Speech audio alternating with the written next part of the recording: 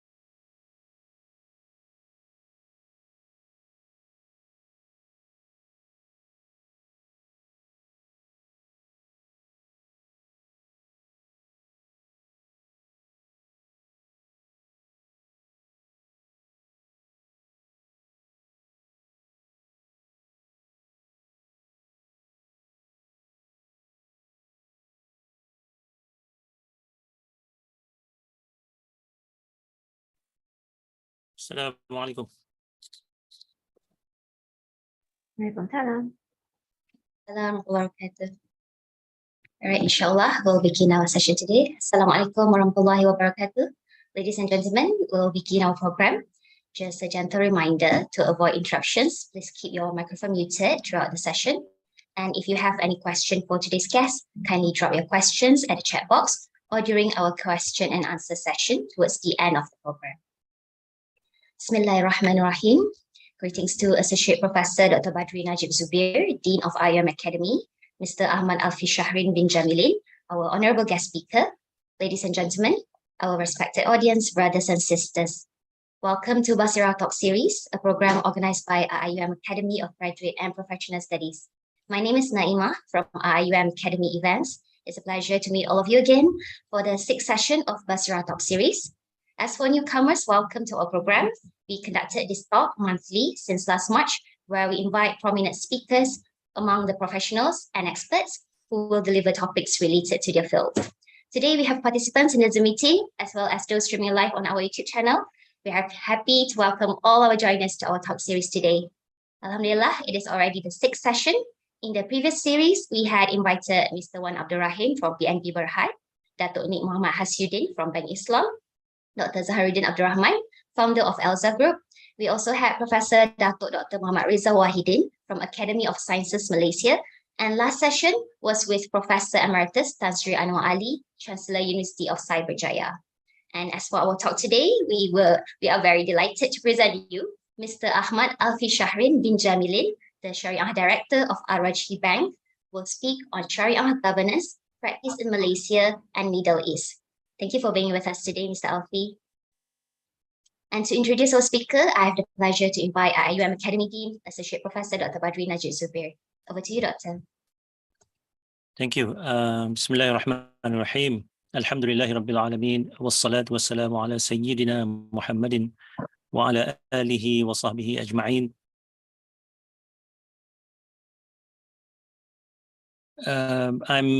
This morning I have a few internet connection issues, so maybe my audio is not that good. But let me first welcome the speaker for today, Ustaz Ahmad Alfisyahrin bin Jamilin.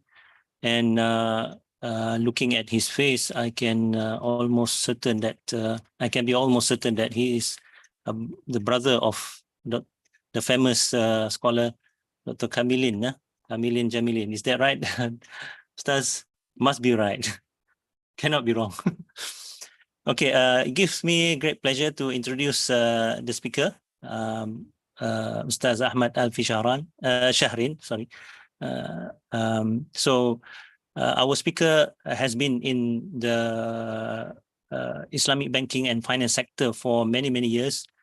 he has cumulative experience of more than 20 years, of around 20 years in the field of Islamic banking and finance, not only locally but also internationally.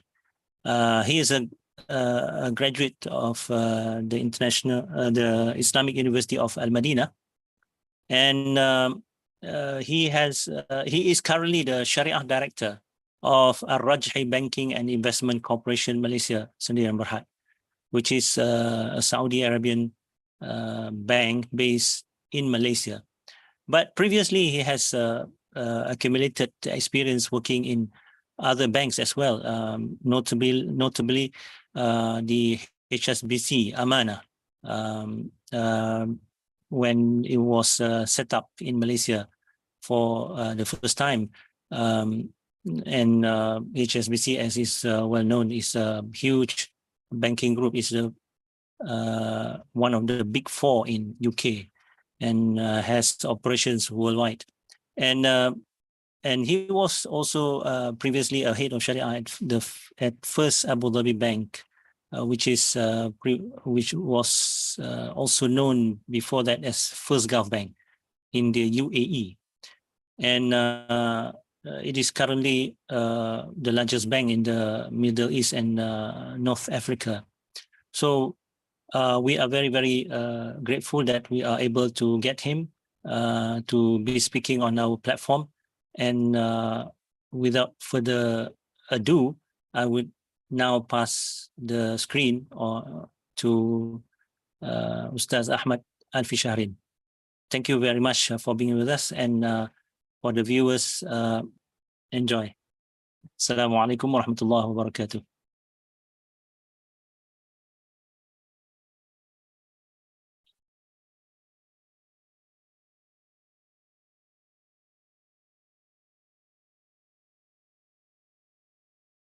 Okay. Assalamualaikum warahmatullahi ta'ala wabarakatuh. Alhamdulillah, wassalatu wassalamu ala rasulillah wa ala alihi wa sahbihi wa man tabi'ahu wa man wala. Subhanaka la ilma lana illa ma 'allamtana innaka antal alimul hakim wa la 'udwana illa 'alal zalimin. Alhamdulillah, all praises to Allah. And first and foremost, I would like to extend my highest gratitude to IUM Academy. And of course, thanks to Dr. Badri for giving a very nice intro about myself. I think I'm not, even though Dr. managed to detect that I'm a brother to Dr. Jamilin, but maybe Dr. is not able to detect whether I'm a younger brother or I'm an elder brother. So I leave it as a secret with me and Dr. Anyway, I'm not normally speak in front of the audience one-way speaker. Normally, if I speak, it's always a two-way communication. We normally have a discussion. So I'm not like a typical speaker that always speak one way. So I would love discussion. I would love second thought. I would love to hear other people's opinions as well. So we hope that we can together learn this subject. I think I would like to remind everyone that this subject is perhaps a bit technical. It's a bit heavy because it's about governance. I understand that the second series of this Baseerah Talk series, I think they have invited, I think, Datuk Nik to speak about governance. So this time around, inshallah, I'll be talking about Sharia governance, inshallah. And I think it's a very important topic, especially for us who wants to understand what Islamic banking is all about. What is the difference between conventional banking and Islamic banking? So it's all about Sharia governance. So that there are history about how Islamic banking has been developed, and there is this development process that we have gone through since the first 1983, the issue of the Islamic Banking Act, until today. So it's like about close to 39 years we have been in the industry.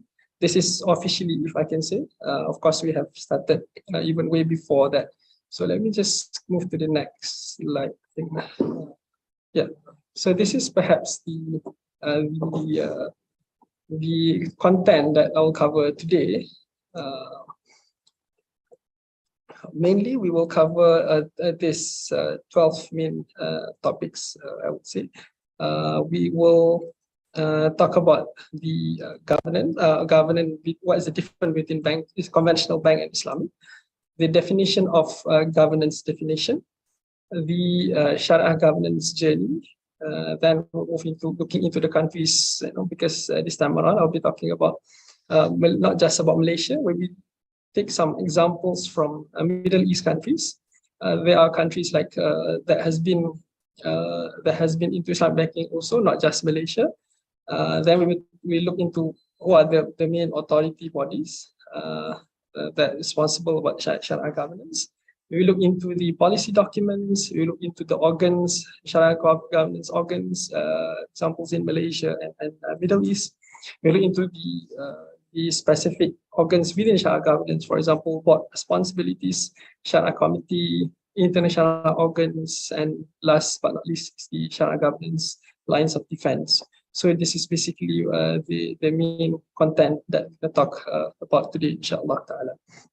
I think that's okay. Then let's move to the next slide. All right. So this is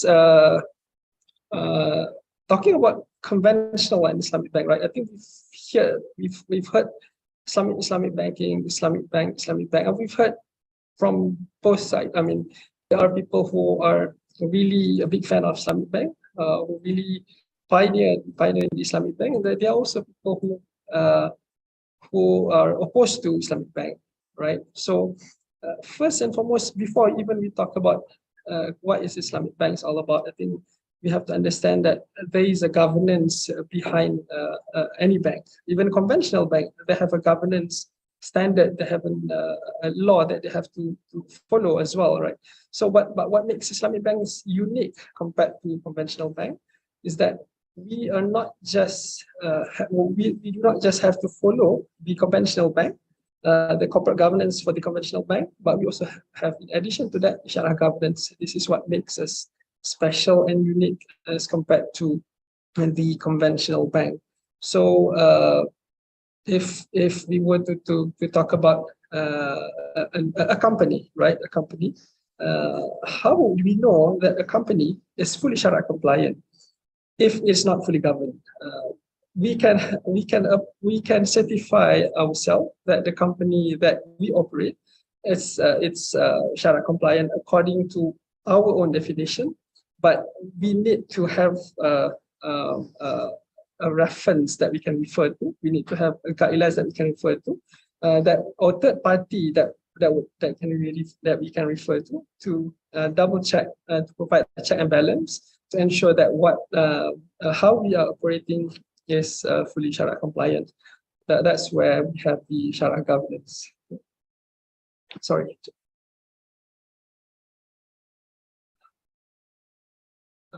This is adjustment. Okay. This slide.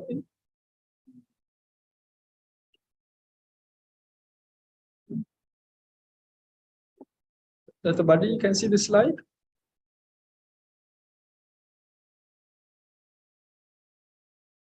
Yes, it's clear. Okay. Sorry, we were here just now. Okay. Let's move on to the definition of Sharia governance, right? So I think looking into what IFSB has defined, it's quite technical definition, but if I can put it in a layman term, right? Having a Sharia governance is what makes sure that any institution or organization to have an independent oversight over Sharia compliance, meaning they are not just, we term it in Bahasa Malaysia, we call it like short sendiri. We self-proclaim that we are a Sharia compliant institution, but we are actually either following a standard, whether we are following standard on voluntary basis, or we are following standard on as it is regulated by the central banks of each countries. So what we have today, as example in Malaysia, we are governed by sets of rules and governance that has been issued by the Central Bank of Malaysia. So this is in essence what Sharia governance is all about, as compared to not having a Sharia governance at all. Yeah.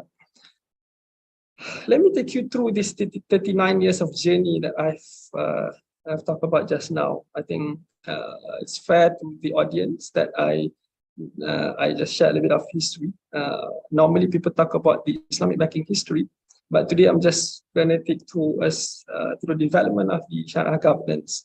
And I think from here we can see that how long it takes for us to be at where we are today. And from when we started having the first Islamic Banking Act in 1983, if we even want to refer to before even 1983, we have like Tabung Haji, the formation of Tabung Haji. We have even other, this is specifically purely Malaysia, right? But an act and a full-fledged Islamic bank was both introduced in 1983. So 1983, we have a new Islamic Banking Act, and at the same time, we have our pioneer Islamic banks that we call it Bank Islam. In 1984, we started having Takaful Act, and next year, the year after, we start to have also Takaful Malaysia as well. So this is how Malaysia started their journey. But how would an Islamic bank alone, like Bank Islam, survive in the industry, like the Malaysian industry, if they are alone? Because we understand having, if we are, for example, we are a Muslim in a non-Muslim countries, right?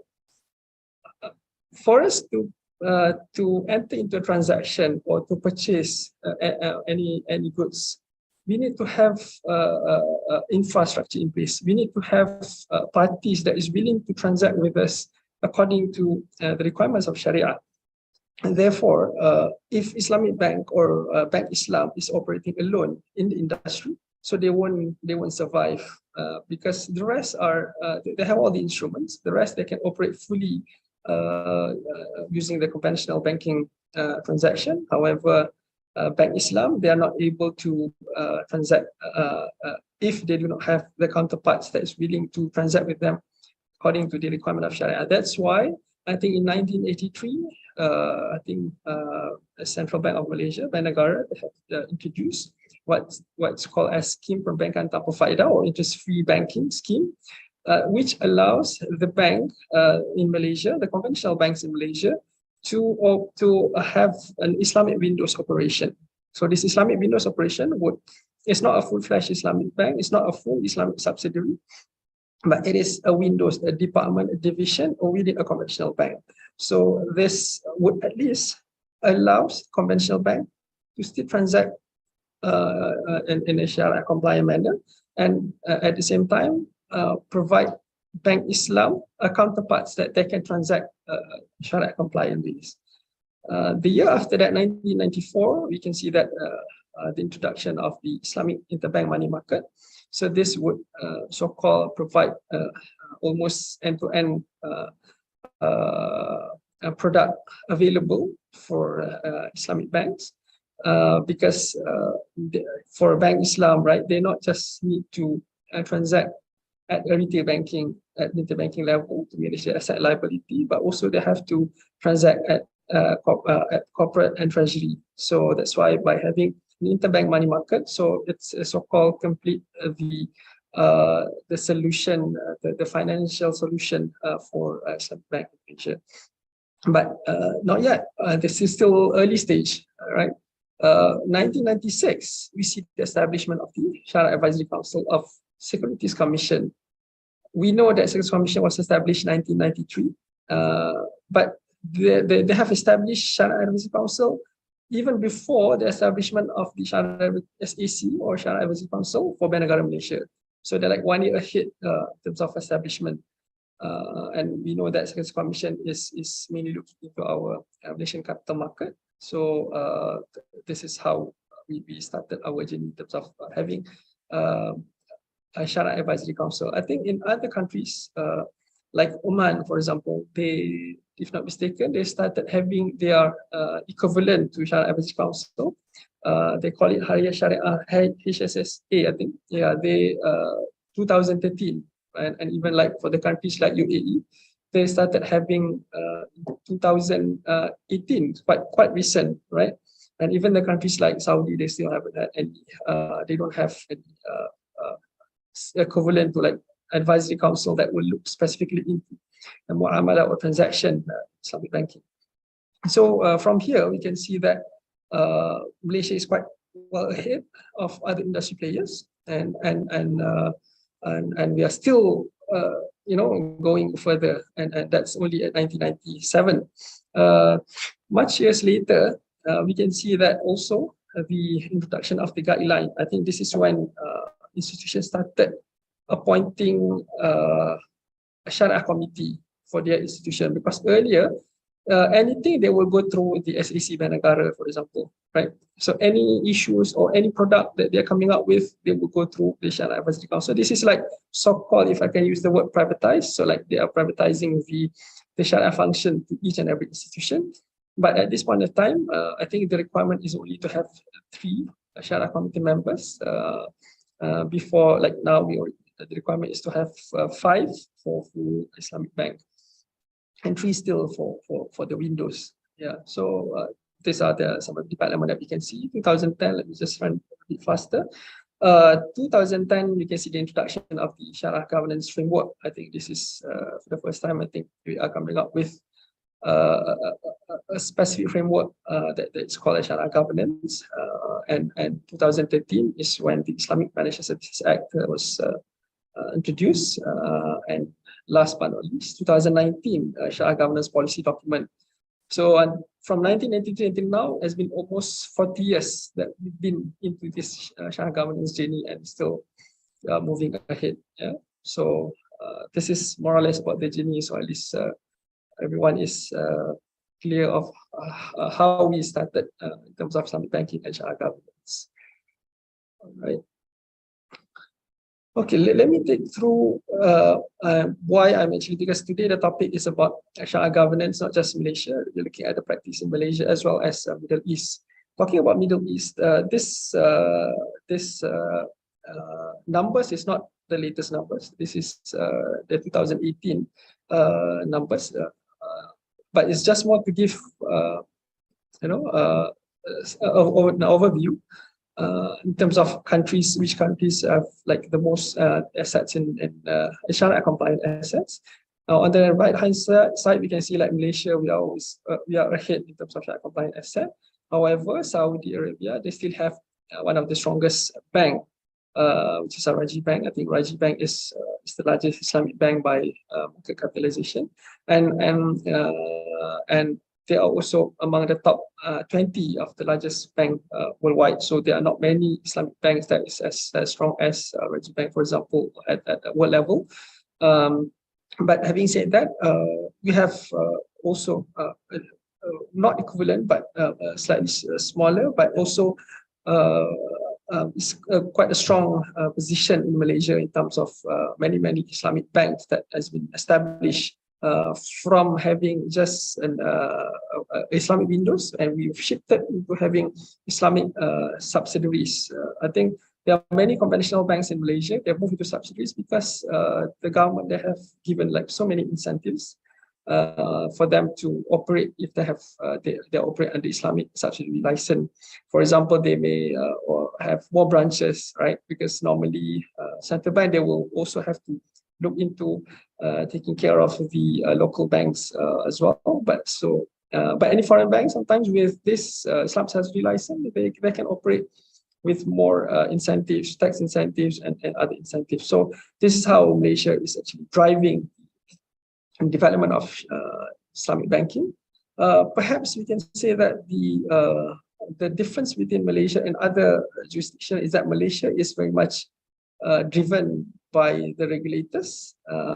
However, countries like Saudi, UAE, Kuwait, and others, they are more market driven. I think a country like Saudi and UAE, for example, to them, as long as they know that this is Sharia compliant, they'll just put up in their money. Sometimes to the extent that they put in their money in the current account, they're just with zero profit or zero profit. They are fine with it. So this is the level of how sometimes the market in the Middle East. But in Malaysia, I think we are very much competitive market. I think most people, when they put in Islamic, mainly they will first, even before they ask whether this is Sharia compliant or not, they will ask, they will say that what's the rate? They will make comparison. So it's a bit different market. So that's why I think the regulators in Malaysia, they have to make additional initiative for them to entice the banks in Malaysia, so that they also offer Islamic products, and at the same time they can compete with their conventional counterparts. Yeah. All right. So today I'm going to compare mainly Malaysia, KSA, and UAE. Why is because, as we've seen in the earlier slide, we've seen that they are the main, the main players in the market. We've seen Malaysia, KSA, and we have also Kuwait. I think Oman, they are quite advanced as well in terms of having a Sharia governance framework. They have what they call in Islamic Banking Regulatory Framework that was issued way earlier than even KSA and UAE. But I think for the interest of time, and so that because this subject is quite dry and it's very technical, so I'm just gonna take you through just three so that we can make a quick comparison. I think why I'm comparing with KSA, because we know KSA, they have one of the strongest Islamic bank in the world. UAE also, they have quite similar share as well. And the reason why, because UAE, I would say that Saudi, they have quite a number of similarities with our governance. However, UAE, they are a bit different. So then at a later stage, we will see what's the difference in terms of how they implement the Sharia governance. All right, here we can see that if we compare between Malaysia, KSA, Saudi Arabia, and UAE, we can see that at the central bank level, the governing body level, we can see that Malaysia, we have central bank, we have Fiscal Commission. In Saudi, they have their central bank. Sama, UAE, they have their central bank, CB UAE, right? But next level is the Sharia body that resides within the central bank. Malaysia, we have two different bodies. One sits with Bank Negara Malaysia. Number two, secondly, is the one sitting with Secretaries Commission. So the members, some of them are the same, but most of them are different. So they will come up, they will issue standards, they will issue fatwas, rulings that is relevant to the industry. Saudi, they do not have a body that issues standards. They will just in their policy, they will make reference straight away to Sama. So they do not have a equivalent Sharia body to what we have, that what we call as EC. However, in the UAE, I think they have a higher Sharia authority that was established in 2018 once they have passed the law. So this is a newly established higher Sharia authority. But the difference between Malaysia and UAE or KSA is that Malaysia, our Sharia Advisory Council, they have been issuing numbers of resolutions. We can find there's so many resolutions issued by the Advisory Council. Imagine they have been established for quite some time, so they must have discussed, and even we can see that the evolution of their views. For example, in Baseerah, for example, the implementation of Baseerah during the inception, and compared to what we have now, for example. So we can see the compilation of the Sharia Advisory Council's resolution.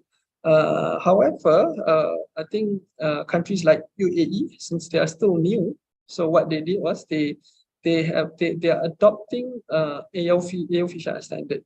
So they have authority, they have members that also can issue fatwas, but I think perhaps they also have members that also sit together in the AOF Sharia standards, in AOF Sharia standards. So that's why I think they are adopting Sharia standards of AOF for the countries like UAE. I think KSA, I think because they are quite different, the setup is quite different. They have Lajnah Fatwa Da'imah, they have all those the fatwa issued bodies and so on, right? They may not have a fatwa body that is sitting under the SAMA, but they have a separate body that also discuss on Sharia, not just Sharia governance, but also on Sharia transaction and so on. But having said that, this is the so-called the second level where the advisory council sits with the central banks. On the independent level, we have in Malaysia we have Sharia Committee, what we call as SC, and KSA, they also call it as a Sharia Committee, or sometimes they just call it committee in their policy document. UAE, they have quite a unique name. They call it Internal Sharia Supervisory Committee.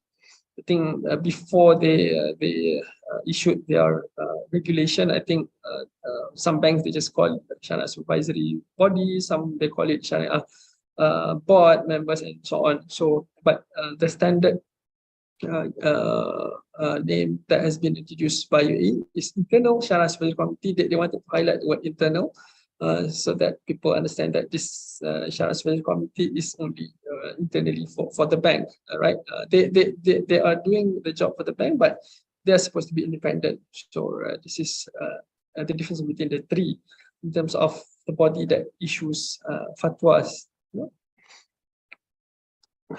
All right, these are the policy documents. If I can use the word policy documents, I think Malaysia now what we have is the Sharia Governance Policy Document. The latest version is 2019. We used to have what we call Sharia Governance Framework for Islamic Financial Institution, and this was issued much earlier.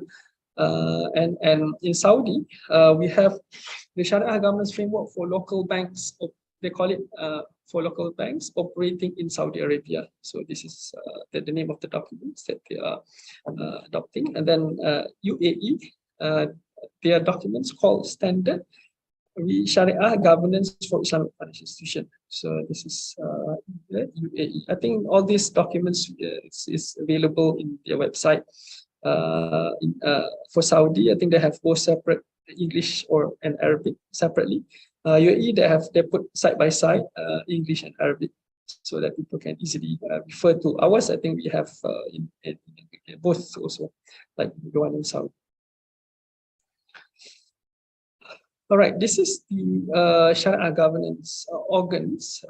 If we can use the term organs, I think I took the word organ from our Sharia governance policy document in Malaysia. So they term this as an organ. We can see that under Sharia governance, these are the 5 main organs basically that has been highlighted or is required under the Sharia governance. This is specifically from Malaysia. I'm just going to share what we have in Malaysia, and later we can compare with other countries. So right in the middle, we can see the board. So ultimately, board is the one responsible to provide oversight, responsibility to ensure that everything is fully Sharia compliant. So this the strategy put into by the central bank is to make sure that the board ultimately responsible. This is also in line with the corporate governance. They wanted to make sure the board also is ultimately responsible with the overall corporate governance, but not just that, but also with the Sharia governance as well.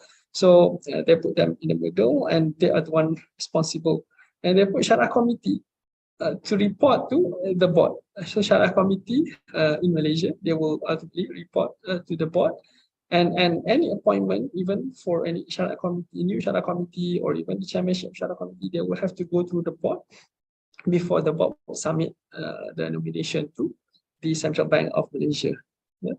So this is the structure that we have in Malaysia. Other countries, they may have different structure, which we will touch upon slightly later. And then and then we have management. Management is normally they have our central bank have put in requirements for the management as well, for them to follow and adhere to. And then the right and left is where the internal Sharia organs. One is the secretariat. So Bank Negara, they term it as a secretariat that will would take care of the requirements of the board, that would also handle the stakeholders internally in relaying the message of the Sharia board, the Sharia committee. And then they have also control function on the left side. The control function is the three main control function, which is Sharia risk, Sharia compliance, and also Sharia audit. So basically, these are the main organs that we have that has been set up. So we know that in any institution in Malaysia, especially bank or even takaful, for them to operate fully, following a Sharia governance as required by Malaysia, these are the minimum that is required. Whether the Sharia committee is 3 or 5, it depends on whether it's a full-fledged Islamic bank or it's not. And how many the size of the complexity of the team members is also dependent on the requirement of each and every institution. I think in the earlier version of the Sharia governance framework, I think they have not just secretariat, they also have research function as well. But I think all of that has been combined into just one secretariat function. And I think from the latest Sharia governance policy document issued by Bank Negara Malaysia, we can see that they've put a lot of emphasis into the control function, even at the much later stage now with the discussion of many other papers from Sharia board, from Central Bank of Malaysia. We can see that they are requiring the control function to put in to their stand in many, for example, the Hajjah paper and so on. So this is more or less about the Sharia governance organs in Malaysia. All right, so, talking about board responsibilities, I hope I do not went in too fast, right? So I think this is Malaysia, this is KSA, and then this is UAE, right? Looking into all these three, we can see that there are quite a number of similarities in terms of how the central bank wants the board to be responsible over the overall governance structure and reporting of the Sharia requirements. So they want the board to be ultimately responsible. They may delegate some of their function. For example, board, they may delegate their function to the Sharia committee, but however, that has to be properly documented. But even though it has been delegated, they still have to bear the ultimate responsibility on the governance of the Sharia for that particular institution. So this is to show that how central banks, they've put in a lot of emphasis to make sure that board is ultimately responsible. And in fact, if you refer to IFSA, we can see that the penalty, the punishment, imprisonment and so on, right? So this goes even up to the board level if they do not comply with the requirement of Central Bank Malaysia. So I think this is Malaysia. The unique thing about Malaysia is that when Malaysia put a lot of emphasis to the board to be the one ultimately responsible, so they even put the Sharia committee to report to the board. They want the board to also understand the requirement of Sharia. That's why the board have to also attend trainings required by Bank Negara Malaysia as well. And there's also that there need to be a continuous engagement between board and Sharia committee. One unique thing about Malaysia, they allow the board not to implement the view of the Sharia committee in the case Sharia committee put a more stringent view on top of what is imposed by the SAC Bank Negara Malaysia, for example.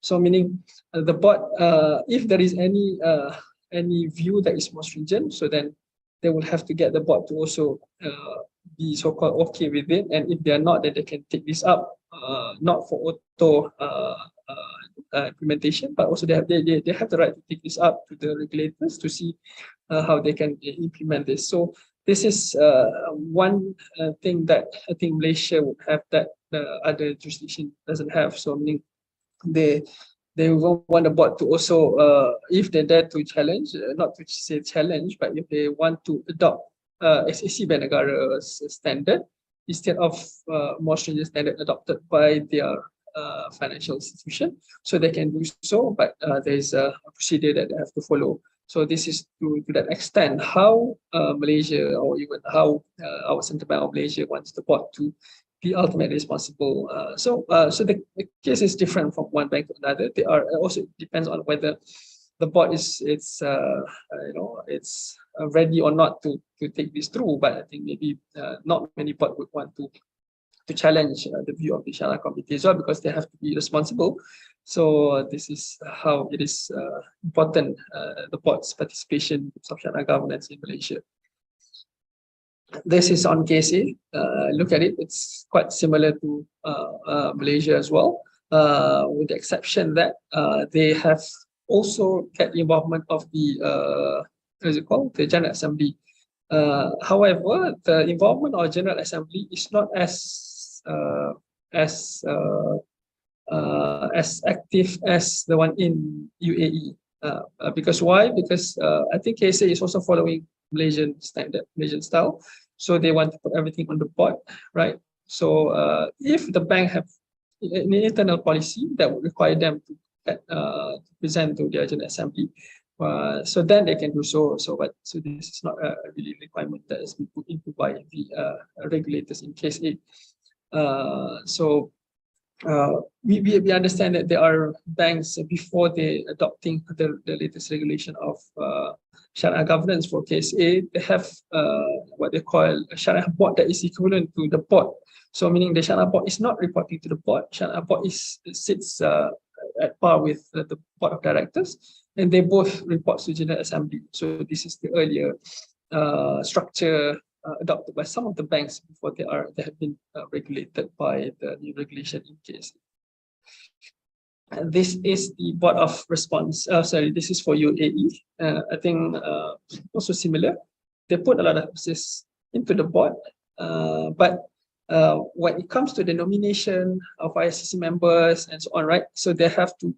There is an involvement of General Assembly. But they need to get approval of HSA. Here we can see that HSA involvement is slightly more.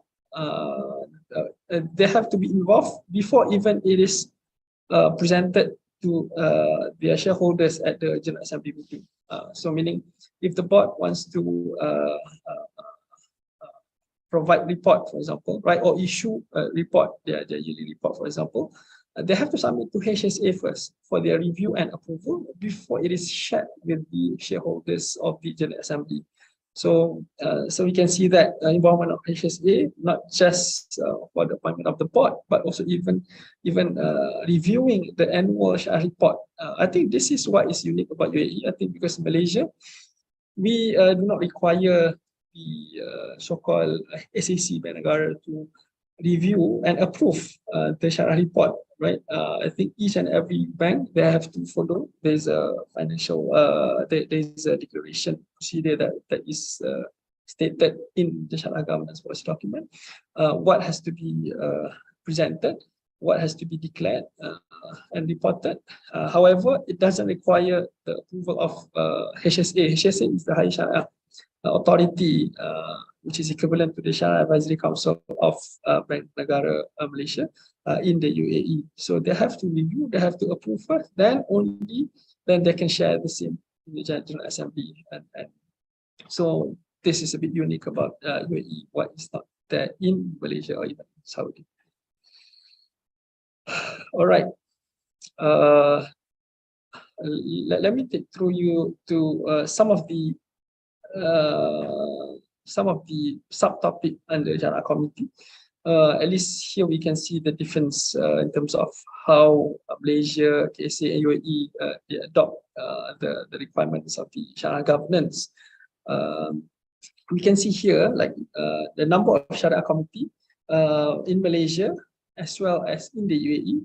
They put in 5 members, right? So In Malaysia, 5 members is for a full Islamic bank, and 3 members only required for Islamic window or a foreign branch, meaning a foreign Islamic bank that having a branch in Malaysia. So this is what we have in Malaysia. So normally Malaysia, KSA, UAE, they both playing between 3 and 5. One thing about KSA, they do not state that has to be 5 members. They say that it's between 3 to 5. So minimum it has to be 3 members, but it shouldn't be more than 5 members. So they have the limitation in terms of the maximum numbers. Malaysia, they do not have maximum numbers. They may have more. We know that some institutions, they have even 6 or even more, because with the scarcity of the Shariah committee available in the country, right? So they have to, some banks, they will just simply hire more so that during the expiry, they can, at least they are not in a difficult situation to find a new one, right? But KSA, they put just 3, between 3 to 4 to 5 members, yes, but not more than 5. In UAE, they put in 5 members as well, but they may give exemption, but at any case, it has to be 3, even with the exemption. But they put additional one requirement of having an Emirati members that not less than 1/3. So this is one requirement that I think special for UAE. Perhaps they want to develop the Emirati talent, right? So that's why they think they put in at least 1/3 have to be from the Emirati members. Then only they comply with the requirement. Say if they have 5, I think like 2/3 to be safe is like 2 members has to be, right? If 1 is 1/5, so at least 2 out of 5 members has to be an Emirati. So it's not going to be easy, but yeah, that's the requirement that has been put in by UAE. In terms of membership limit, this is an interesting topic that we can talk about, right? Because Malaysia, we only allow the same individual, for example, Ahmad, for example, right? So he is appointed as for one Islamic bank, and as a Sharia committee for one Islamic bank, and he also can maybe appointed as also a Sharia committee in one takhul operator. And last, is the prescribed institution, meaning like those who are like, for example, under Dafia, Bank Rakyat, Bank Bangunan, and so on. So one is one Sharia committee. They may sit in like 3 different institutions. So this is Malaysia, but it has to be 3 different industry. One is Islamic bank, one is Takaful, one is like so-called like Dafia and so on. So this is Malaysia. In case A, strictly no sharing. In case A, no sharing of Sharia committee within case A, meaning they need to have a different Sharia committee. If the Sharia committee is one in Al-Bilad, they cannot be in Al-Rajhi bank, for example. So I think maybe I think in Saudi they have more than enough scholars, right? And also why? Because I think in Saudi the scholars are not required to be able to converse English, right? So maybe as long as and there are many scholars that is more than capable to take up the position, but so that's why I think they put in the requirement not allowing sharing within any entity in case A. All right, UAE is the most unique one, always the unique one. Why? Because UAE, the structure or the market UAE is a bit different compared to Malaysia and KC. As we know, UAE, they have a lot of expats, not just at Sharia committee level, but they also have expats that is working and residing in the country. So we know that the nature of the country is different. How they conduct their business is also different. And therefore, their reliance on having an external or foreigners is much higher than a country like Malaysia or KSA.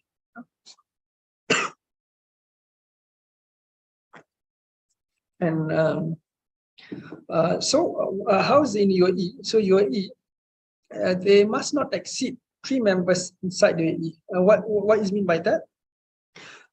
meaning one individual, one Sharia committee, if they were to be appointed as a Sharia committee in a bank in the UAE, they cannot be more than 3 members, meaning 3 membership, meaning they may be at 3 different banks, and that's it. And must not exceed a total of 15 appointments inside and outside UAE. Meaning they have 3 membership in the UAE, and then they have remaining 12, say in case A in Malaysia, in other countries. So total cannot be more than 15. Yeah, not exceed total of 15 appointments, both inside and outside of the UAE. However, this special requirement is only allowed only for 1 member, meaning if they have 5 members, out of 5 members, only 1 member that is given the special so-called special license to operate and to be a Sharia committee in the 3 different banks in the UAE, and also worldwide 15. The rest of the 4 cannot be in any other institution. So this is the requirement in UAE, which is also not easy to implement, because I think with the scarcity of the Sharia and over reliance on the top-notch Sharia committee, right? So it's not easy. I think UAE is one of the countries that rely heavily on global Sharia committee members. So some of the Sharia committee, because they could not meet the 15 minimum, right? 15 maximum. So they end up not being a Sharia committee in the UAE. So that's why, and they have to choose also which global scholars that they want to appoint for their institution. So it's like they have to share. So because some of them they share, right? So this is something that they have to. But this is because I think UAE is still at the early stage, and they're still adopting. They're still trying to see and where they can fit, where they can produce more Sharia committee perhaps, and so this is how the structure in UAE. In terms of the duration, Malaysia, they've put in 9 years, similar to board as well. So they cannot sit more than 9 years. They didn't say whether it's consecutive or non-consecutive years, but KSA, they did mention not more than 6 years. If it is consecutive years, or 9 if it is none. So this is case A. Malaysia, they can go straight like 9 years, but case A, if straight, only 6 years. If they resign and then they come back, so then not more than 9 years. So, but I think UAE with the scarcity of the Sharia committee available, and even with how they structure their position as well, I think if I'm mistaken, they do not have any maximum duration number for the Sharia committee position.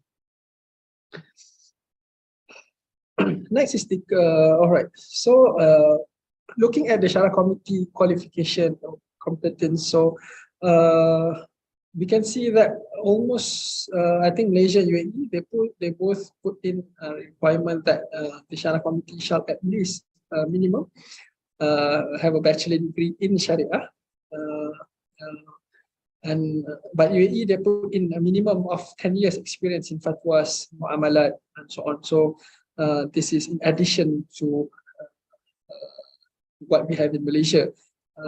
KSA, they didn't put in a requirement whether it has to be bachelor degree, so they just probably qualified in leadership, independence, competence, Sharia, financial knowledge. So they just make it more general. Maybe it's just to cater for some of the sheikhs that is that gone through more traditional way of learning Sharia.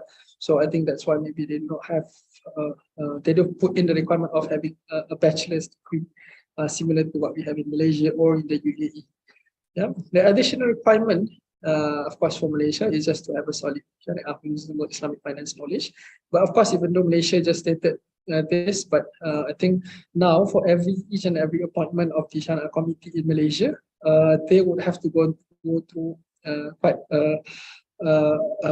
tough interviews with the regulators, right? Now, I think the Central Bank of Malaysia even the SAC Bank Negara also would interview each and every candidate of the Shariah committee to make sure that they really, they're really at par with the requirements set by Bank Negara Malaysia, because Bank Negara Malaysia wants to make sure that they are not there just to say yes, or or maybe they do not understand, because Islamic banking finance is quite a technical subject, right? So and the application may not be 100% similar to what we've learned in the academics, right? In the theoretical part.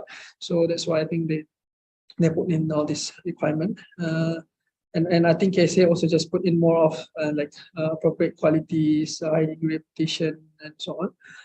UAE, these are in addition to what is required.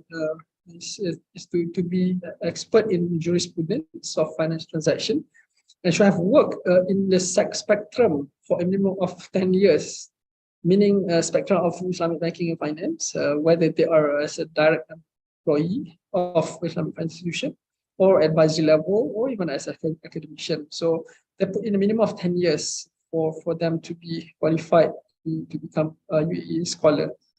So this is additional requirement from UAE, and I think language-wise, both Malaysia and UAE, they put in need to have excellent, and to have a good, strong proficiency written and verbal in Arabic.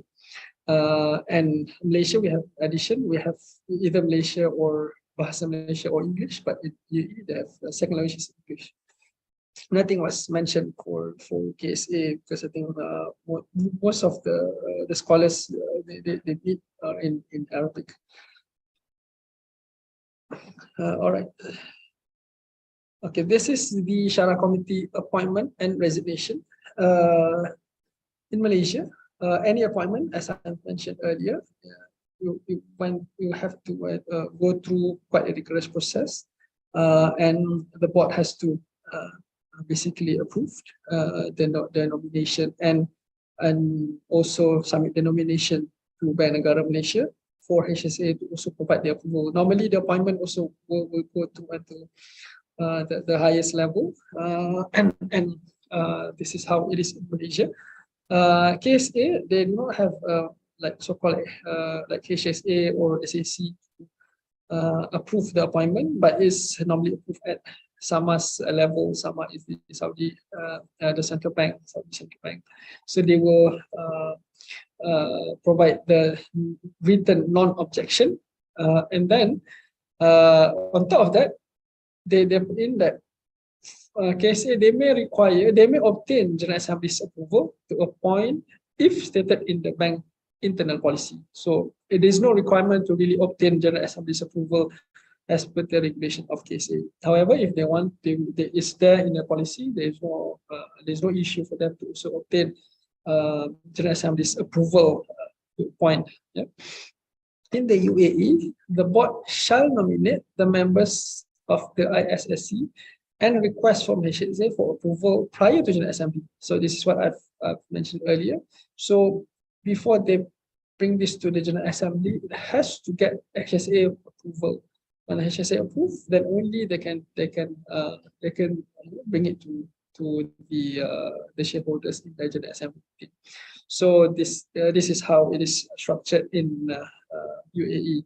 In terms of resignation, I think all three requiring the central banks to provide prior written approval before the bank can actually terminate. So this is, I think, to take care of to provide independence and to take care of the interests of the Sharia governance as well. So because if the resignation or termination is put in at solely at the level of board, maybe if board have any conflicting interests compared to our Sharia committee, so they may just simply terminate, but they have to get the Bank Negara's approval for them to terminate, so that Bank Negara will verify and ensure that there's no issues involved, internal issues involved that would jeopardize the Sharia requirement. Yeah. In case A, also quite similar. So they may not be terminated before the expiry of the term, except with an acceptable justification. So if it is the term is expired, and I think so it's fine for KSA. But if it is to be terminated before the expiry of the term, it has to be with an acceptable justification. So this is with KSA. UAE, the termination and appointment is not considered effective until the request is approved. So before it is presented to General Assembly, the request must clarify the reason of termination of resignation of the ISSC members. So they need to get SSA approval. So basically all three require SSE approval for the termination. All right. On the independence of the Shariah committee, right? So we have shareholding, we have these connected parties and employment. So I think the points here are quite similar because they mostly would not allow any committee members to have share in shareholding in the companies, right? This is to make sure that they are fully independent. And of course, there are slight differences in terms of how much, like not more than 5% or less than 5% between KSA and Malaysia.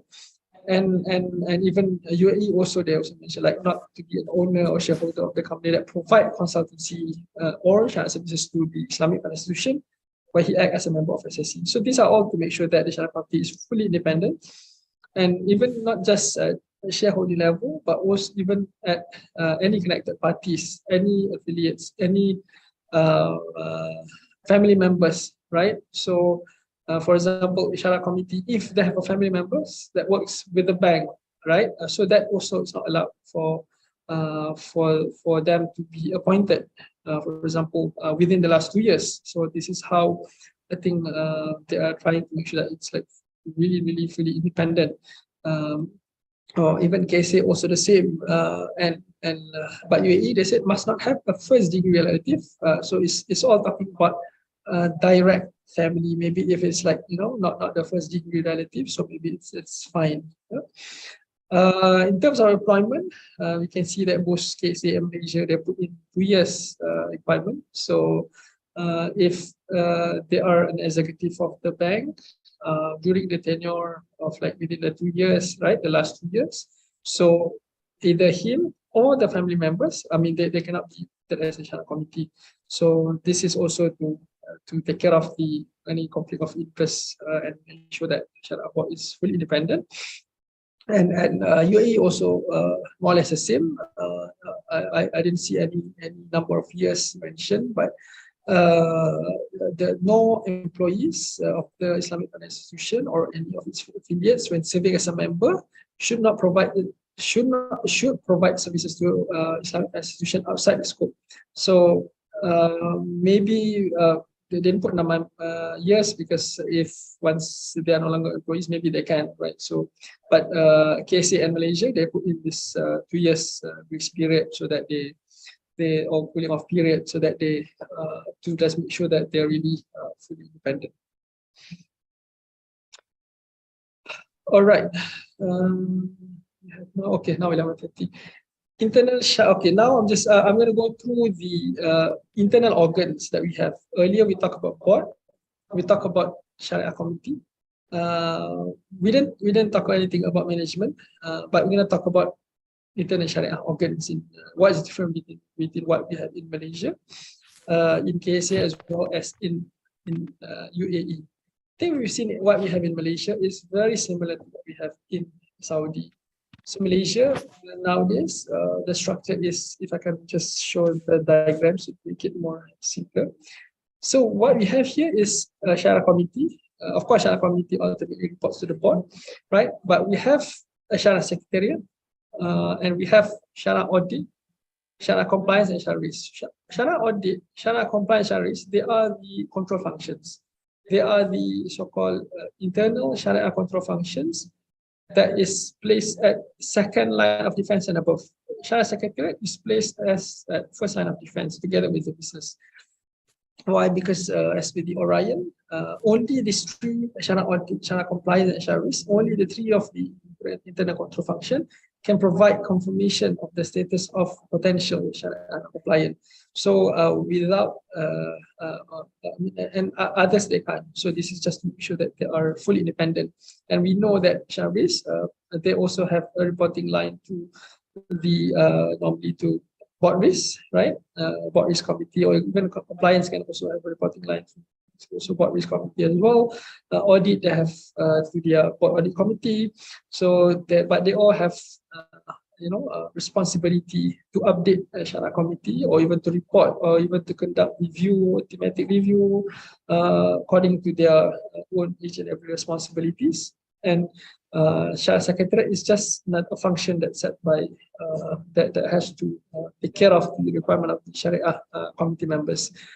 They used to be quite a bit more extensive what we have in Malaysia earlier. I didn't put it in the slide, but in our earlier Sharia governance framework, we have not just secretariat, we have also research function and others. So I think all is embedded in the Sharia Secretariat, and I think why Bank Negara perhaps didn't want to expand the scope of Sharia Secretariat, because maybe not all the bank would require having extensive functions within Sharia Secretariat, right? So they just put minimum, you need to have Secretariat, but we can see that you can have more than just Sharia Secretariat. You can have advisory, research, training, and so on. So this is I think minimum what is actually required in Malaysia. So Secretariat, if I can just go back to the slide here. So these are the responsibilities of coordinating communication, anything with the Sharia Committee, doing that research, as I mentioned earlier, a day-to-day advice, or with relevant parties on any Sharia matters. This is more of the advisory services they are providing. These ensuring proper dissemination of decision of the Sharia Committee. So basically, these are the main function in brief of the Sharia Secretariat. And the requirement is they need to have a Sharia qualification. They used to have has to be qualified in usul fiqh and so on, but now they just mentioned you need to have a Sharia qualification. This is the internal Sharia control that I've mentioned earlier: Sharia risk management, Sharia review, and also Sharia audit. I'll go straight to KSA. As I mentioned, KSA very similar to Malaysia. Perhaps the name of each function is a bit different. You can see that Sharia committee is there, and then establishment of the Sharia Secretariat, quite similar to what we have in Malaysia. And then they also have three internal control function, which is internal Sharia audit, Sharia compliance, then they call it Sharia non-compliant risk management, right? So because maybe they do not want to call it Sharia risk, because to them, they say that Sharia is not a risk. The risk is the non-compliance, Sharia non-compliance risk. So the risk is how I think it's named and structured in case A. Last but not least, I think I would spend some time here. I think for UAE, why? Because I think UAE, they have slightly different structure compared to what we have in Malaysia as well as in case A. I think in UAE, this is how they put in the line of defense. They have the first line of defense, which is normally the business line, other functions that is perhaps non-Sharia related, the salesperson and so on, right? So they have to make sure that any business activities has to comply with the Islamic Sharia at all times. So this is the first, so-called the first line of defense.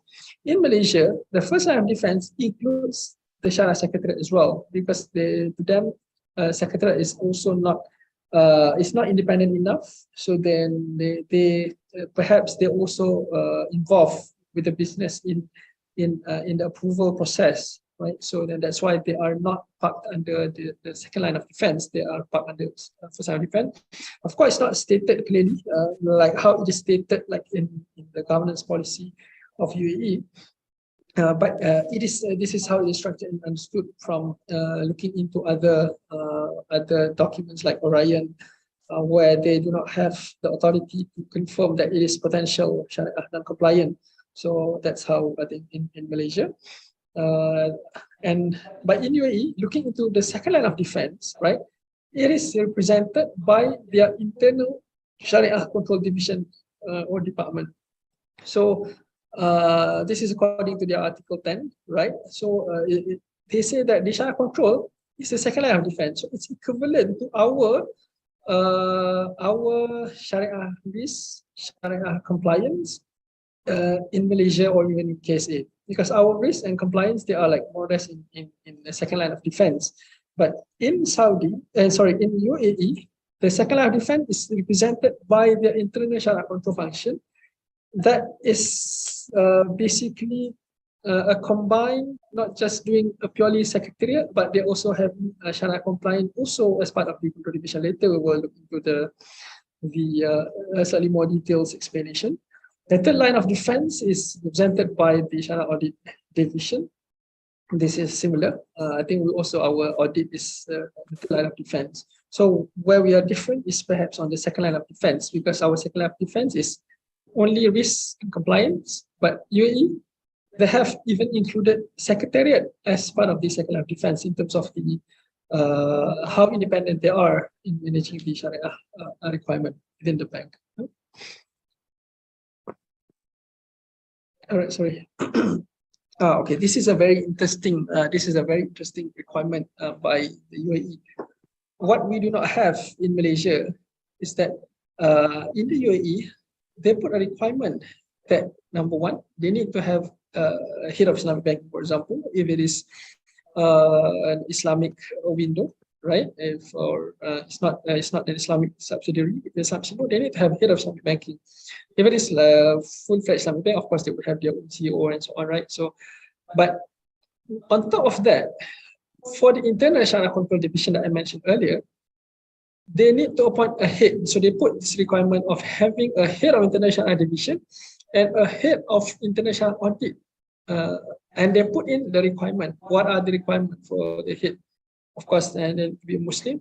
They need to have a degree in Sharia. Similar requirement, almost similar requirement to the Sharia committee or their ISSC. They need to have an experience of 10 years at least as a minimum in the field of Sharia supervision.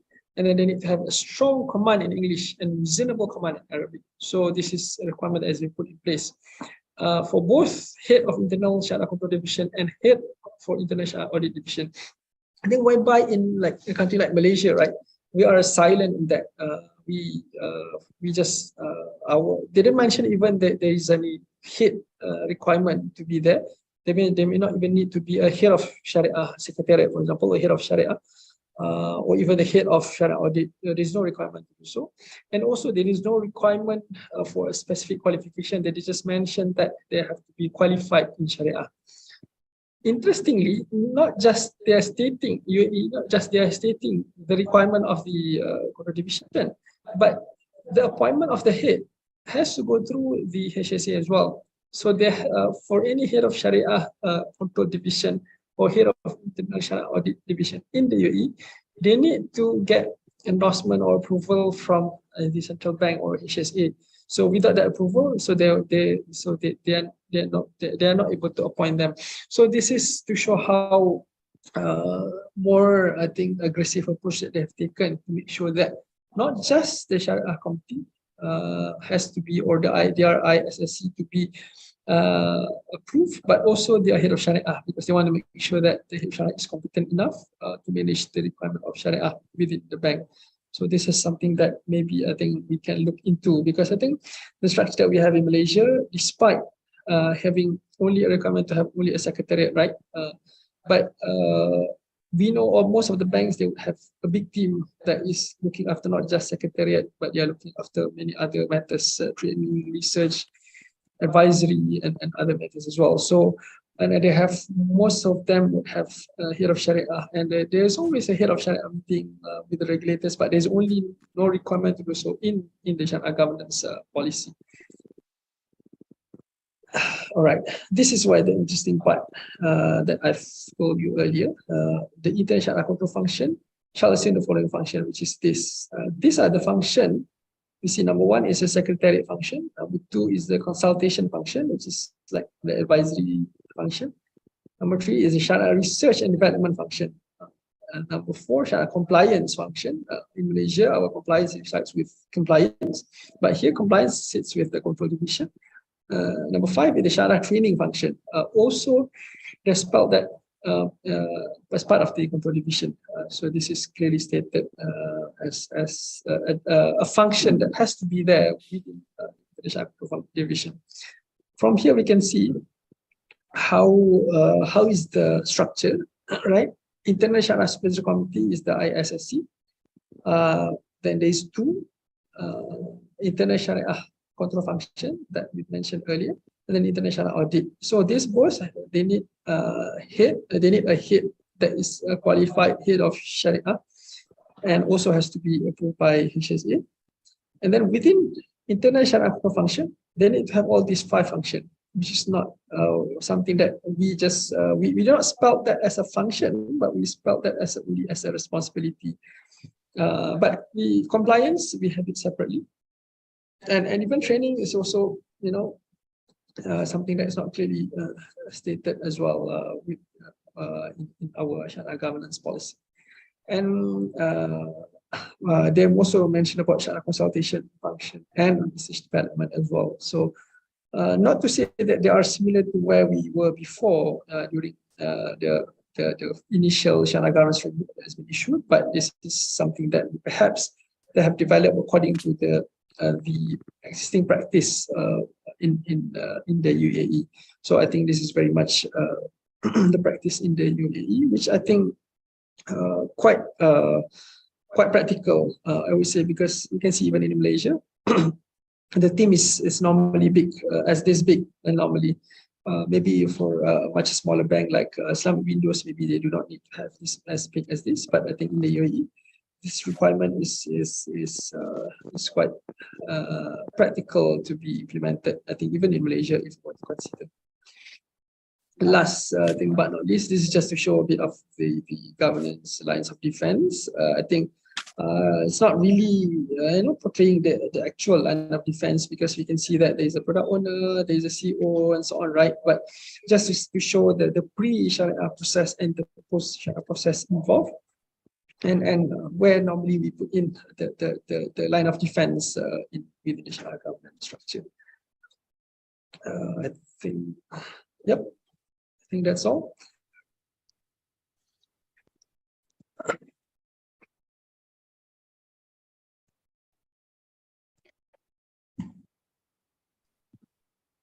Okay, Alhamdulillah.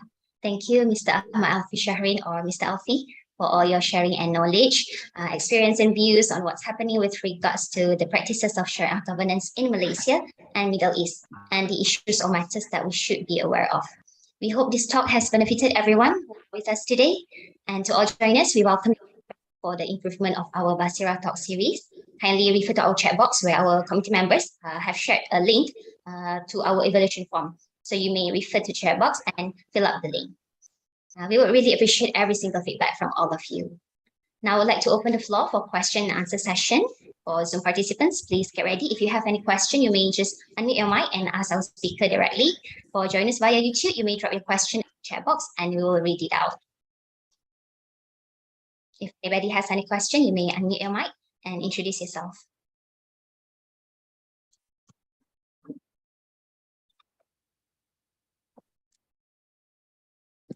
All right, if there is not any yet, I will read the question that we received. Mr. Alfi, what do you think is the future of Sharia committee in the governance amid the rise in robo-Sharia development? Sorry, can you repeat? Sure. Not so clear. In your opinion, the future of Sharia committee in the governance amid the rise in robo Sharia development? Oh, okay. I think with the current development, especially in digital banking, right? We know that perhaps the function of Sharia committee may be replaced. We don't say that it will be replaced, but we've heard that people coming up with even algorithm, right? Putting up all the standards in place, and the ability of making it a formula so that they can derive a certain conclusion. The possibility is there. I think there are quite a number of development in place, right? But I think the industry that we are now is still a bit behind in the sense that we are still the decision of the Sharia committee has not been standardized yet. I mean, there are quite a number of decisions that have been standardized at SAC level, but in terms of the more detailed requirement has not been standardized fully. So yes, to a certain extent, perhaps that is something that I think that normally Sharia committee role can take place, right? By like so-called like a robot or an apps that can answer most of the questions. Yes, but there could be still some technical matters that require ijtihad. Normally the what's it called, the challenges in coming up with a certain Sharia resolution is always on issues that have 50-50 probability. We can see even until now, without even having a rule right in place, so we can see that how people are having differences in opinion, how even sometimes a strong argument is in place, and how it is argued, and how fanatic sometimes people are in supporting their fans, and supporting their idols' arguments, for example, right? So this is something that is quite important for us to consider as well. But yes, there is a probability that those Sharia requirements can be put into an apps or an algorithm so that it can provide more structured way of, or structured fatwas or structured rulings, I think. Allah.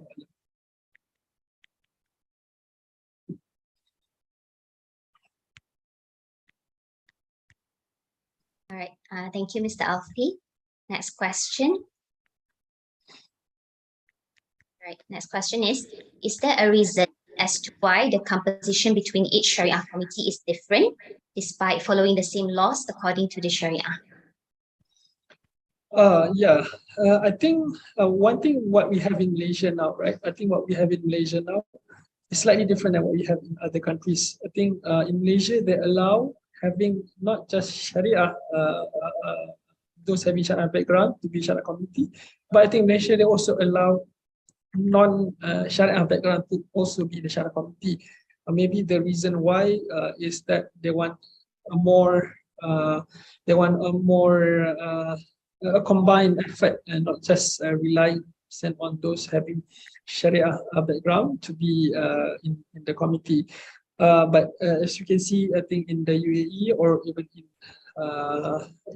in the KSA, they take strictly that the requirement has to be a Sharia committee that has having a background fully in Sharia. Maybe from their perspective, if there is a need to refer to a non-Sharia expert, like an expert in legal, expert in other areas, they can always refer to. They can always request their present to also present their case, for example. But in Malaysia, I think because Malaysia we have different culture, different personalities, and also the background of having only Sharia may not provide enough diversification into the committees, especially in terms of how they can manage the business. Because, for example, being in the Sharia committee meeting, right? Sometimes if those attending a Sharia committee, I think some banks, even their CEOs will also attend a Sharia committee. So if the Sharia committee is not competent enough and they are not able to manage sometimes, the push, enthusiasm of the, for example, the higher level, higher management in the meeting. So they may not be able to really impose their opinion because before they come up with the opinion, they need to be able to comprehend the matter. They need to understand they need to understand what has been presented before them. So I think this is something that provide more competition in the Sharia community.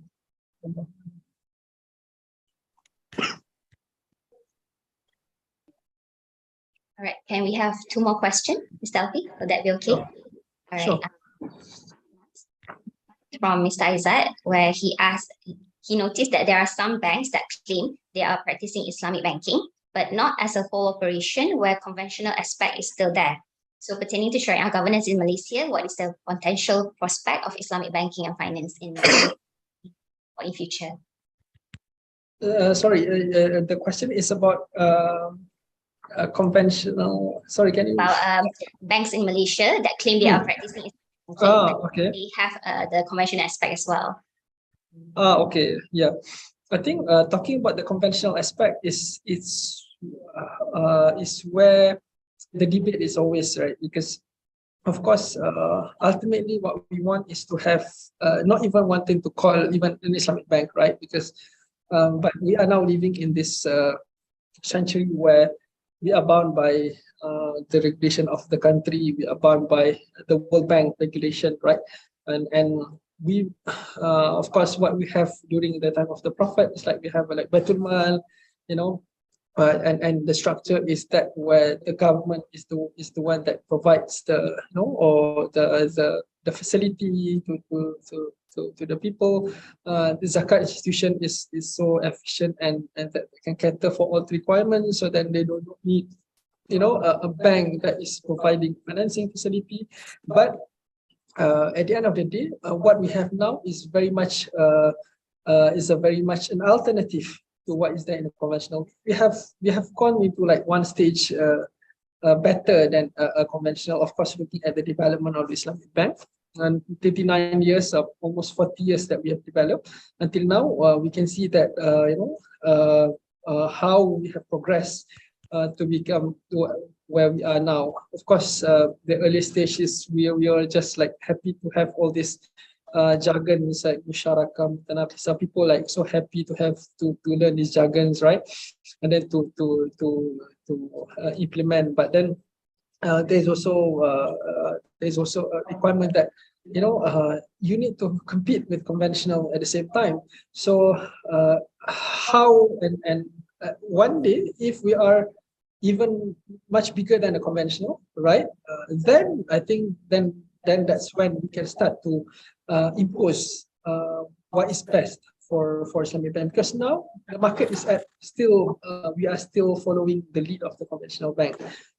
We are still following the lead of the majority is still not Islamic bank, but what we have to put in effort is that we have to make more Islamic bank, to make more Islamic Sharia compliant assets, because by having an Islamic bank, what we can control is that we can make sure that any financing that is provided by Islamic bank is only utilized for the purpose of Sharia compliant.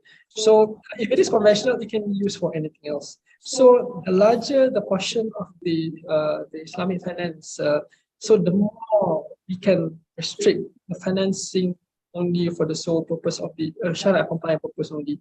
So this is our first target. And then once we are able to take over the market, then we can start embed even more, more qualities, more values that is not there in the typical conventional banking. Now we are still in this competing environment, and we are still, I'm sure how long it will take for us to be able to really put in the real value of Islam into the banking. But we are still at the stage of having an alternative Islamic bank. We haven't went into the next phase of really putting in the spirit of Islam really into our muamalah, because muamalah is not just about banking. Maybe in the future we may have to have banking if we're able, or we may not even have banking. We do not know, because Islam is always between, our Islamic economy is always between capitalism and socialism, right? So where we are and how we want to place ourselves, this is something that is still I think we haven't really explored ourselves yet, but I think inshallah one day, hopefully with the support, with the right drive, the more people are aware of the requirement I think inshallah we can have more Islamic values, less conventional features, or even conventional features. Like now we are still relying on OPR, right? In managing our monetary policy, and that is like how OPR is set. It's of course based on typically conventional way of setting, right? That's in terms of financial stability, financial monetary policy, and so on. So how an Islamic product is still relying on an OPR, for example. So of course, if you want to open the subject, then it's going to be a very long discussion. But yes, we are still at the alternative stage. But inshallah, one day we will put what's putting in the right value, the right Islamic value. Inshallah. Allahu Akbar. Inshallah. All right, we have more new ones. This one comes from Miss Mona. Is there any ongoing effort to harmonize the Sharia governance between the three countries, or is it necessary? I think to really harmonize, I think as we speak now, I think we are having a Sharia Scholars Dialogue at the Grand Hyatt. I think organized by Bank Rakyat was there yesterday, and I think today they're still having it. Even honestly, I think it's not going to be easy for us to harmonize all the Sharia standards. Why? Because each and every country, they may have different legislation, they may have different requirement, different industry, different market practice. So to have 100% equivalent standard may not be something that we can look for, but I think what we should target is that we can look at the practice of other countries, and we can see where we can benchmark ourselves in terms of how they implement, and we can choose the best practice. So it's not about trying to standardize, because it's very difficult for us to standardize, even between us and our family as well, even with our siblings, right? Even we all come from the same parents, but very difficult for sometimes for us to all to agree on one common practice. But even in Sharia, where they allow us to have differences of opinion as long as we have the ijtihad, and even man ijtahada fa asaba falahu ajran, right? So fa in akhta falahu ajrun wahid. So if even they have made mistake in giving their ijtihad also, they still get as long as they still get rewarded. So it is key to make sure that we always do our best in making sure that we arrive at where we want to be, and we just do not try to compete or try to standardize for the sake of just standardization. It's always best to localize, but we agree on a common practice. Wallahu a'lam. Right. Are there any differences in terms of Sharia review or compliance functions between Malaysia and UAE? Yeah, if just simply by looking at the way they place compliance, right? One is under internal Sharia. One is compliance that sits outside the internal Sharia. I think in the UAE, the Sharia compliance sits within the internal Sharia control. Of course, the name is the same. We also name our compliance or our Sharia review within internal Sharia control function, but the internal control function that is here in Malaysia is actually reporting to the compliance. It's a compliance division, and to the CCO, for example, the Chief Compliance Officer, and then they ultimately reports to the board risk committee, for example. But I think in UAE, because the reporting line is different, the reporting line is not to the compliance, not towards the compliance channel. They are not reporting to the compliance committee or the board risk committee, right? So they are reporting to the head of internal Sharia control function, and the head of the Sharia control function reports to the board. So by having a different reporting function would makes the structure of the review perhaps different. Right, because I think in Malaysia, not just having a Sharia review, we also have a Sharia risk requirement, right? And so that where the fine line is, and I think there could be similarities in terms of what they are reviewing, the coverage and so on. But on top of just a simple compliance review by internal Shariah at the UAE, I think in Malaysia, their Shariah compliance would not just review from Shariah perspective, but they're also looking from the regulatory perspective. Regulatory means whether they are actually following the standards of the negara, what are the differences, whether they are actually taking more stricter opinion. And in fact, for example, with the introduction of Hajjah paper, for example, what are the decision or the resolution made that is based on Hajjah, and we need to differentiate. So this could be differences of how normally it is done between compliance in Malaysia as well as in UAE. Wallah. All right, another last two, inshallah. What is the prospect of Islamic banking ruling over conventional banking in the near future and its timeline? I think we always can see the growth. I think I don't have the chart here, but yeah, I think Islamic banking has been growing so rapidly because I think in the Islamic finance blueprint by Negara, also even the earlier one, right? Also stated that it's always it's all about Islamic finance. It's about making Islamic finance hub. Even like there are big organization like Maybank, for example, right? So this like they have this called Maybank Islamic first, right?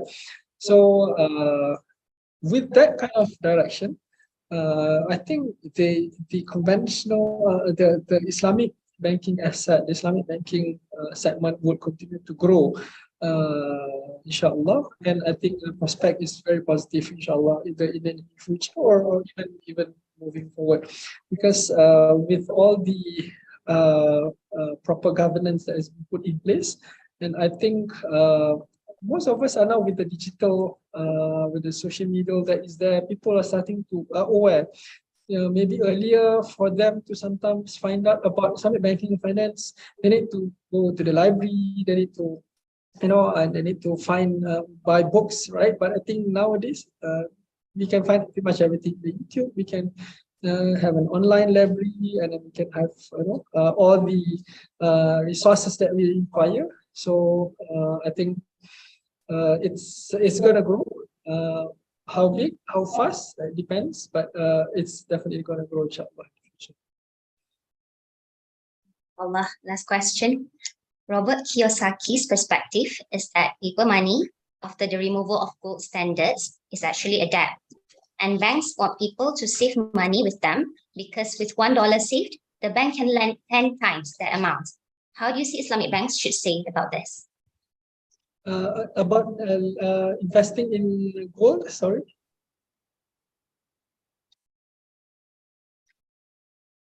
Can I just repeat the whole question? Yeah, just It's a statement from Robert Kiyosaki, which states that paper money, after the removal of gold standard, is actually a debt.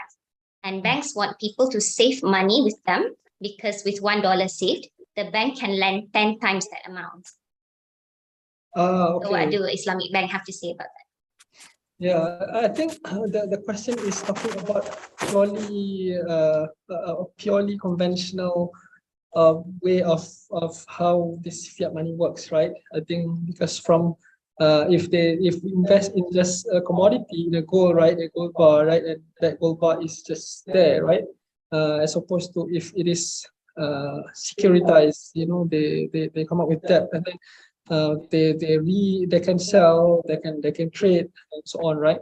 So I think this is something that is what Islamic banking has been looking to, because we are not we have certain criteria when it comes to selling of debt, and we have limitation also in terms of whether we can sell that or not as compared to what is there in conventional. The conventional, they can just securitize, and they can just sell that over that, right? So but I think in Islamic bank, what prevent us from just simply creating debts over debts, I think even until what's mentioned in the question, like 10 times, right, is that we need to have an underlying rightfully any investment, if it is really done in Islamic way, it has to be done with an underlying asset. That is what is rightfully. when we introduce murabaha, when they say murabaha or sale transaction is different than loan, is because loan is just, it doesn't have any underlying. Loan is just a commitment that someone will have to repay their money in the future. But murabaha, rightfully, or the tawarruk that was allowed earlier those days, right? There is an actual movement of underlying asset. So it's not just simply bypassing or movement of the cash flow movement, right? But there has to be underlying. Maybe what we have now, because we are trying to be conventional, we try to be as efficient as conventional. So that's why we use a certain platform, use some commodity to be the underlying, but maybe we didn't really monitor to what extent the commodity that is used for any commodity murabah platform, for example, it's really contributing towards the economy. But now with the digital platform, if we can really, we can really make use of this digital development, I think it's not impossible for even Islamic banks to make sure that any representation is not simply debt-based, because debt in Islam, in Islamic banking, we cannot simply sell debt unless it's par. So that is like the rule of thumb. So if you sell debt at more than what is originally traded, so then there is a riba involvement. So when they want to sell debt, they need to sell the commodity. This is but then this right. So this is how normally it's done. But yes, I think the question is asking towards more how we can make sure that we can Islamic banks can play a role in reducing this debt of the debt. That is what is in practice in the conventional, and that's what what happened in the US during the crisis and so on. So I think this is something that we can really look into and ensure that we have a proper mechanism that can back each and every transaction, and that has to be beneficial to the economy. Allahu Alam. Mr. Alfi, we have one last one, inshallah, just pop up on our YouTube chat. And I think it's interesting. What is the credit risk and market risk in Islamic banking context, and which is higher? Which one is higher, the question? In between Islamic banking context and also in between credit risk and market risk? I think that is an interesting question. I think because in conventional, I think it's just simply a loan transaction, right? I think in conventional, it's just a purely lending transaction. So lending transaction, of course, they do have credit risk. They do also have a market risk, but there's no difference between one transaction to another. Maybe it's more of from duration standpoint, then there's a difference between market risk and credit risk, right? Between customer to customer. But talking about Sharia per se, I think Islamic banking per se, because Islamic banking is designed based on Sharia contract, designed based on Islamic contracts. So each and every Islamic contract has different characteristics, has different features, which contributes to different kind of risks, especially when it comes to credit risk. For example, if we just have a pure lending, a pure loan, and if it is just a loan, so yes, the risk is the same.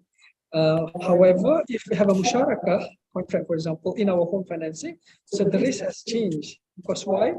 Because there is an involvement of partnership is there, and then the risk is extended not just purely credit risk, but even there's even more of market risk as well. The movement of the property prices, because we will share the risk, right? And the risk of not transferring the property and so on. So uniquely about Islamic, if they really implement what it is in Islam, the spirit of Islam, right? For example, if they use ijarah, if we benchmark our ijarah financing to the now is the SBR, right, or the OPR, so it's just similar to conventional. But if we have a different mechanism where the ijarah really follows the actual rate of the rental market, for example, so then that will be different. But as if now now because they're still all are benchmarking into the similar rate within Islamic conventional. So they are prone to quite similar similar type of risk.